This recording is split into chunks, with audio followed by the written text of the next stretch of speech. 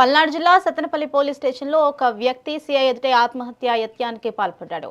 పోలీసులు తనపై తప్పుడు కేసులు పెట్టి వేధిస్తున్నారు అని మనస్తాపంతోనే జయబాబు ఈ నిర్ణయం తీసుకున్నాడని బాధిత కుటుంబం ఆరోపిస్తోంది. పురుగుల మందు తాగడంతో జయబాబు పరిస్థితి విషమంగా మారింది. గమనించిన సిబ్బంది వెంటనే ఆయనను చికిత్స నిమిత్తం స్థానిక హాస్పిటల్కి తరలించారు. ఈ ఘటనతో సత్తెనపల్లి పోలీస్ స్టేషన్ పరిసరాల్లో తీవ్ర ఉద్రిక్తత నెలకొంది.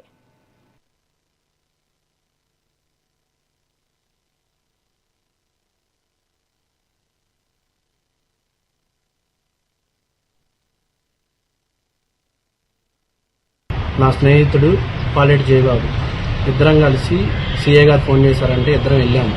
వెళ్ళగా అక్కడ సీఏ గారి కానిస్టేబుల్ అందరూ కలిసి ఫోన్ చేసి పిలిపించగా సీఏ గారి దగ్గరికి వెళ్ళాము.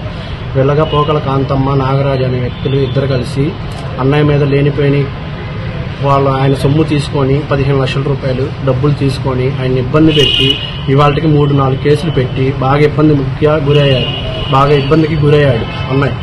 అవగా సీఏ గారి సమక్షంలో, పోలీసుల సమక్షంలో శరణగా జేబులో ఉన్న మందు సీసాన్ని తీసుకొని తాగితే నేను నెట్టివేసి హాస్పిటల్కి తీసుకొచ్చాను.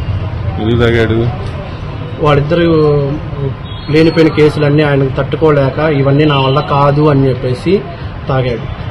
నా స్నేహితుడు పాలేటి జయబాబు ఇద్దరం కలిసి